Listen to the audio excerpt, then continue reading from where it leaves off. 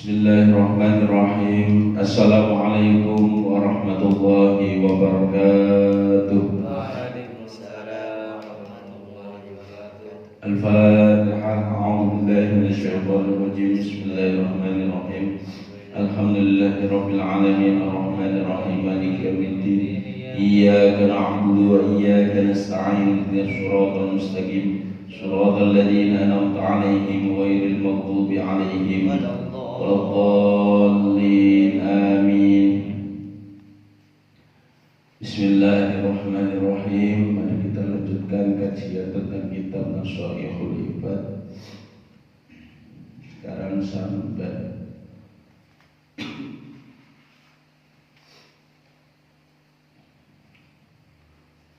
makalah yang ke khamisat wa thalathun, yang ke halaman 180. Bismillahirrahmanirrahim. Wal maqalatu al khamisatu wa thalathun.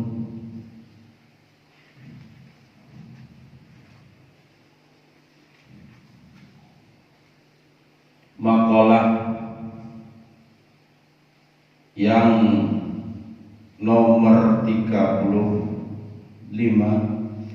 An Ali radhiyallahu an, diceritake saking Sayyidina Ali radhiyallahu an wa karramallahu wajhah. Jadi makalah yang ke-35 diceritakan oleh Ali, sahabat Ali karramallahu wajhah, anna ashabal a'mal, anna setuhuni luwih ashabal a'mali, termasuk perbuatan a'mali amal arba'ah hisolin, iku papat piro-piro perkara. Jadi sesungguhnya ada 4 hal sing wangil dilakoni menungso. Jadi sahabat Ali, ada 4 perkara yang sulit, yang paling berat dilakukan oleh manusia. Yang pertama apa? Diriwayatkan oleh sahabat Ali, al-afwu indal ghadab. Al-afwu suwijine ngapura, indal ghadab ing dalem nalikane muring. Jadi memberi ampun, memberi maaf ketika dalam keadaan marah, itu adalah hal yang paling berat untuk dilakukan. Terkadang orang itu sulit ketika marah mengontrol emosinya, dan seperti itu. Jadi kalau orang dalam keadaan marah tapi kok dia masih mampu menahan amarahnya, ya, malah dia memberi maaf, maka dia adalah orang yang hebat. Karena apa? Dalam keadaan marah dia masih memberi ampun. Dalam keadaan marah dia masih memberi maaf. Kalau orang baik terhadap orang yang baik, itu sudah biasa, lumrah. Karena kalau orang dibaiki orang, pasti mungkin banyak orang-orang yang baik akan berbuat baik kepada dia. Tapi ketika orang itu kok berbuat jelek kepada kita, terus kita mangkel, tapi kita masih memaafkan, nah ini yang sulit. maka hati kita harus benar-benar dilatih. Al-afu indal ghadab ini memang benar-benar harus dilatih dengan baik. Jadi susah kalau orang dalam keadaan marah kemudian dia memaafkan orang tersebut. Misalnya digodok, dikuamplengi dan sebagainya ya. Terutama kalau dikamplengi ya jangan ngapura dulu, harus membela diri. Dalam artian kita membela diri. Tapi kalau orang sudah menjelek-jelekkan kita dan sebagainya, tapi kita tidak marah, ya, kita masih memberi maaf, memberi ampun, maka itu hal yang sangat luar biasa. Ruya annahu sallallahu alaihi wasallam man kaffa ghadabahu, man utawi sapane wong kafa iku nyegah ghadabahu ing muring-muringi sapa man kaffallahu mongko nyegah sapa Allah anhu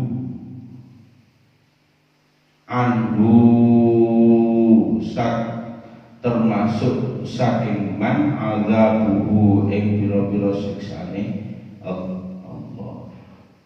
Jadi Kanjeng Nabi dawuh, barang siapa yang mampu menghentikan amarahnya, yang mampu menghandle, yang mampu bahasanya menahan amarahnya, maka Allah akan menghentikan siksa dia dari siksa Allah Subhanahu wa ta'ala. Jadi angel panjene nyegah piye carane kita semua ini tidak dalam keadaan muring. Kan ono ya wong sing nesu wae, ada ono sing guyu ono ya. Dan tipikal masing-masing. Tapi janji Kanjeng Nabi dawuh sapa wonge sing iso nyegah dari menghentikan perbuatannya dari marah, maka Allah juga akan menghentikan siksa untuk dia. Jadi jangan sampai hidup kita itu dibuat marah. Jangan sampai hidup kita itu dibuat nesu. Dino-dino nesu, entah itu nesu bojone, entah itu nesu kancane, entah itu nesu murite, entah itu nesu pelanggane, gak usah nesu ya. Tapi bagaimana cara kita menghentikan diri kita untuk bagaimana kita menahan marah kita kepada seseorang. Maka jika kita mampu menahan amarahnya, maka sudah pasti Allah akan menghentikan siksanya. Waruya annahu sallallahu alaihi wasallam, Kanjeng Nabi dawuh lagi, man kaffa ghadabahu, man utawi sapane wong kaffa iku nyegah ghadabahu ing muring-muringi bu ing man wa basato lan termasuk bersihake babarake termasuk sapa man ridho ing ridhone sapa man wa badalan termasuk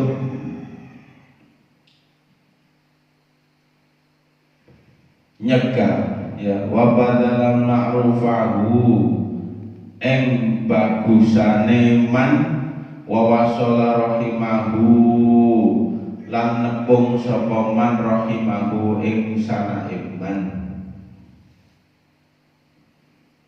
wa adda lan nekani ya nekaake sapa man amanatahu ing amanate man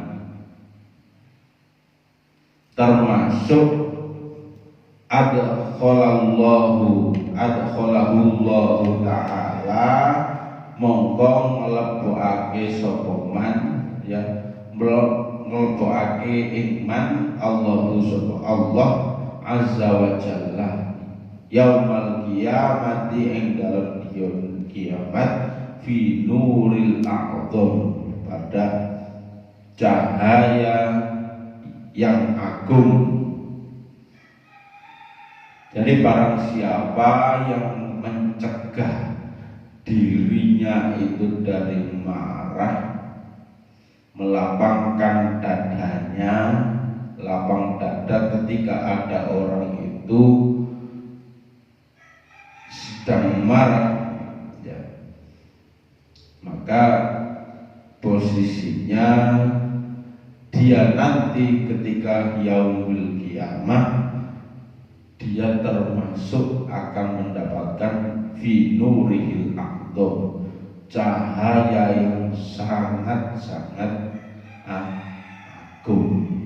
Jadi ketika yaumul kiamah orang yang mampu menahan amarahnya, maka kanjeng Nabi dawuh sudah pasti nanti dia akan terpancar cahaya yang sangat agung pada diri.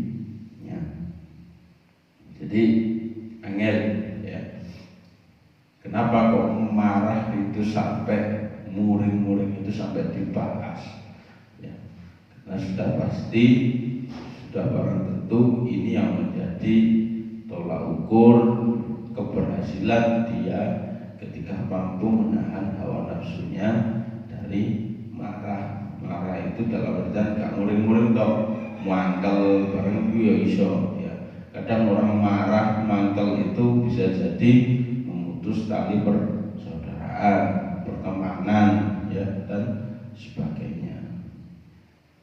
Jadi memberi ampun saat dia marah, ya, saat marah itu hal yang paling sulit. Lalu kata Sayyidina Ali yang kedua apa? Wal judu. Nah, wal judu lan termasuk loman. Loman itu dalam artian apa? Dermawan. Ai badalul ma'li, ai tegese badalul ma'li, ya, ngoweake al ma'la ing arto. Fil usrati ing dalam waktu, usrati ing dalam waktu aifi tegese ing dalem waktil fakri, ya, waktu fakir, termasuk al fakri kemelaratan wusu batil mali lan angele atau sing wangel jarene Sayyidina Ali nomor 2 itu dermawan kepada seseorang walaupun atau dalam keadaan fakir atau melarang. Jadi kalau orang itu dermawan ketika posisinya dia sugih mungkin hal sangat wajar. Tapi kalau berperilaku dermawan tapi saat dia fakir, saat dia serba mungkin cukup atau bahkan kekurangan, dia masih punya sosialis yang sangat tinggi, memikirkan orang lain, maka itu katanya Sayyidina Ali adalah hal yang sangat sulit atau paling berat. Ya, ibaratnya gampang saja, ya, sesekali melakukan kebaikan pada saat posisi kita sangat sulit, ya, sangat serba terbatas, tapi kita masih mampu berbuat baik, dermawan terhadap orang lain yang juga membutuhkan, ya, maka itu hal yang paling berat dan itu harus dilatih. Tidak ada ceritanya, ya, kalau dermawan itu bakal susah. Kalau kamu mampu menolong orang lain, pasti kita semua juga nanti akan ditolong oleh Allah. itu sudah janji Allah Subhanahu wa taala. Itu sudah pasti. Tapi terkadang jiwa atau keyakinan kita ya itu terbendung karena apa? Mungkin nafsu kita untuk melakukan perbuatan yang tidak baik. Engkau seperti ini, seperti ini. Jadi buruk sangka atau dugaan kita terhadap Allah itu berbeda. Padahal juga tidak seperti itu.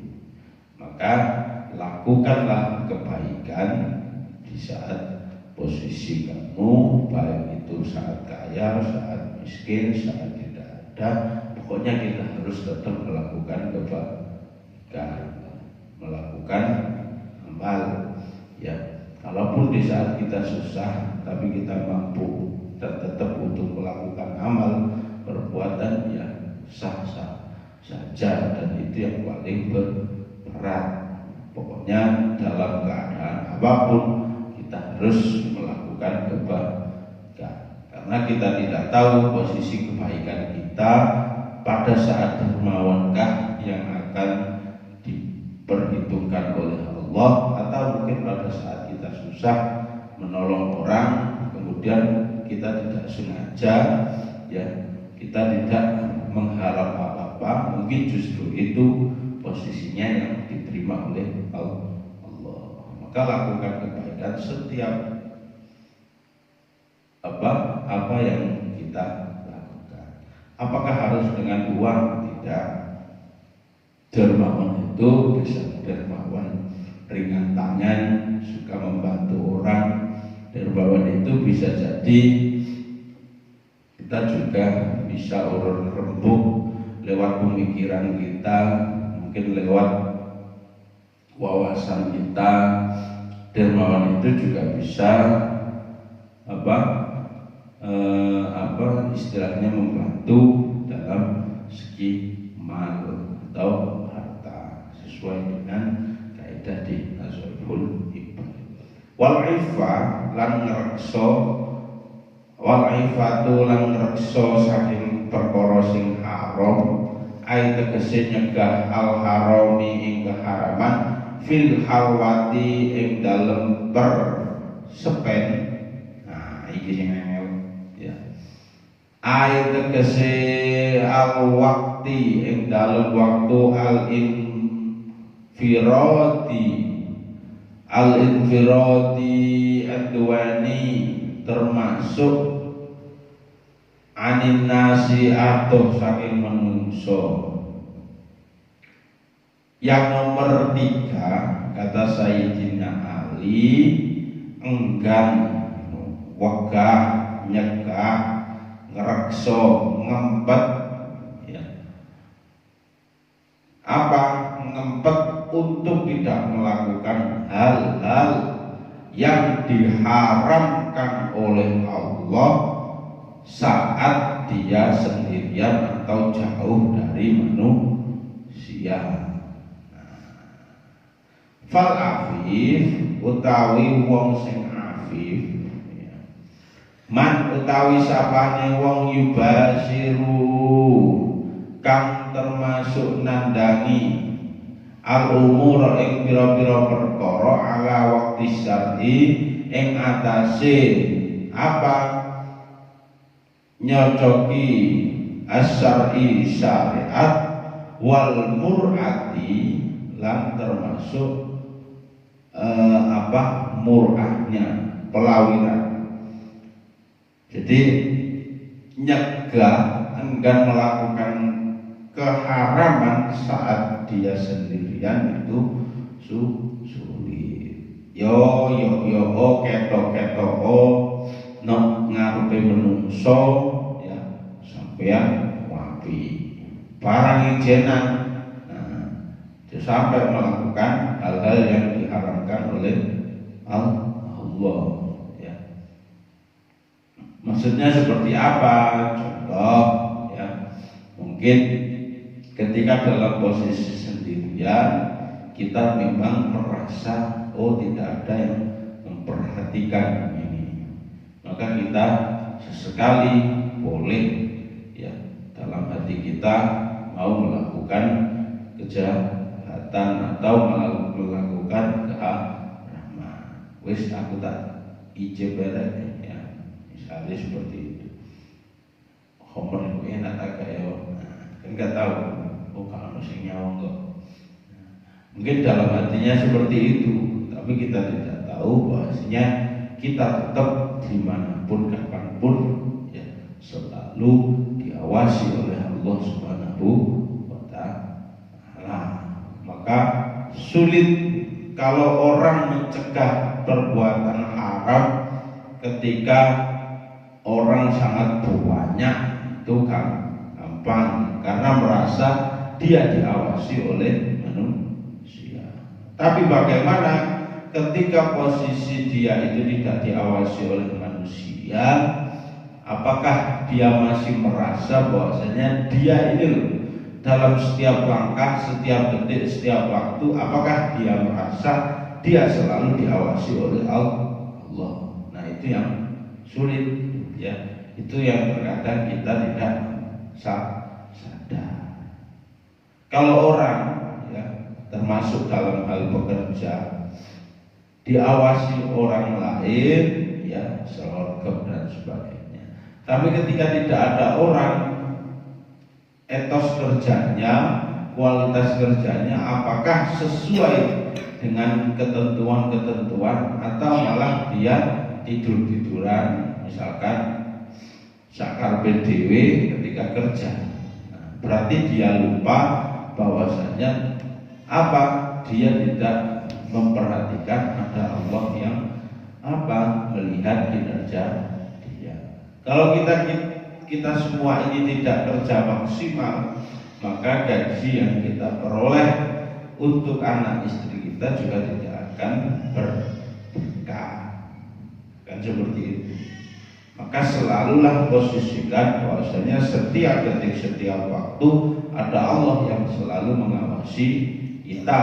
Maka jangan sekali sampai merasa atau kita melakukan keharaman ketika halal yang diharamkan ketika sendirian, karena masih ada Allah, ada malaikat raqib dan atid yang selalu mencatat perbuatan baik dan buruk kita. Yang terakhir, wa qaulul haqqi lan pengucap al haqqi kang bener liman yakhafuhu maring wong kang wedi sapa wong kasultanin kaya ratu jairin ya, jairin termasuk wong sing melempang auyarjuhu utawa arep-arep sapa man ayarju ing tegese arep-arep sapa wong afwahu mongko termasuk pengapurane sapa man iqaahu ing apa taate sapa man. Yang terakhir, keadaan yang paling sulit atau paling berat bagi manusia, dia berkata benar terhadap orang yang ditakuti. Jadi misalnya sampean wedi bare pimpinannya sampean keliru, sampean wedi ngomong sing hak, ngomong sing bener kepada pimpinan tersebut. Nah, berkata jujur, ibaratnya seperti itu. Qulil haqqu walau kana, katakanlah walaupun itu pahit adanya. Lah terkadang orang itu malah bujuk, atau mungkin bukan bujuk ya, gampangannya itu terkadang suka apa? Ngimboi atau membumbui kalimat yang itu hanya untuk mencari perhatian dari orang yang dipercaya dia. Nah itu sulit. Jadi Jadi kalaupun memang berkata benar terhadap orang yang ditakuti itu adalah hal yang paling berat. Nek pimpinannya sampai itu keliru, ya diwara harus keliru. Misalnya nek dosennya sampai keliru, ya wis suara keliru, aja wedi. Usul Pak, sampai keliru apa? Ya nggak seperti itu, ada etikanya. Apa nggak seperti ini Bapak? Nah, mungkin dengan hal-hal ataupun etika yang paling baik. Ya, jadi berkata benar walaupun ketika kita takut terhadap seseorang, nah itu juga harus tetap kita melakukan kebenaran. Kalau sampean misalkan diperintah untuk melakukan kejelekan, sekalipun sampean itu takut, maka ya harus menolak. Kalau kita itu posisinya kita bawaan, ya, tapi kok ada perintah untuk melakukan kejelekan, ya harus tetap kita tolak. Maka kita harus mengupayakan bagaimana cara kita untuk melakukan semua kebaikan-kebaikan, termasuk yang disampaikan Sayyidina Ali karramallahu wajhah di kitab Sahihul Ibad ini, memberi ampun saat marah itu juga harus kita latih pada diri kita. Dermawan ketika saat melarat ataupun saat susah itu juga harus kita latih pada diri kita. Termasuk jangan sampai kita melakukan hal-hal yang diharamkan ketika sendirian, itu juga harus kita latih. Dan yang terakhir, kita harus berkata dengan benar, dengan hak, ya, terhadap orang yang walaupun terhadap orang yang ditakuti kita.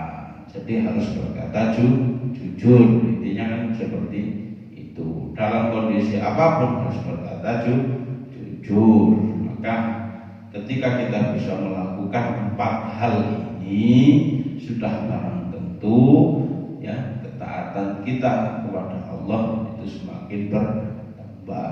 Karena sejatinya hidup ini ya bukan hanya soal amal, ya, perbuatan, akan tetapi juga latihan dan selalu latihan untuk melakukan kebaikan. Karena sejatinya manusia itu tidak ada yang kamil, tidak ada yang sempurna, pasti punya celah, ya pasti punya elek. Sudah barang tentu kita harus tetap selalu berikhtiar, berusaha bagaimana menjadi orang yang terbaik. Salah satunya kita harus melakukan 4 hal tersebut. Wal maqalatu as-sadisatu wa thalathun wallahu a'lam bishawab. Semoga bermanfaat. Rabbana anfa'na bima 'allamtana rabbi 'allimna alladhi yanfa'una rabbi faqihna wa faqihna wa qarabati lana fi dinina. Rabbana anfa'na bima 'allamtana rabbi 'allimna alladhi yanfa'una rabbi faqihna wa faqihna wa qarabati lana fi dinina. Subhanakallahumma wa bihamdika asyhadu an la ilaha illa anta astaghfiruka wa atubu ilaik. Syukran. Assalamualaikum warahmatullahi wabarakatuh. Allahumma shalli ala sayyidina Muhammad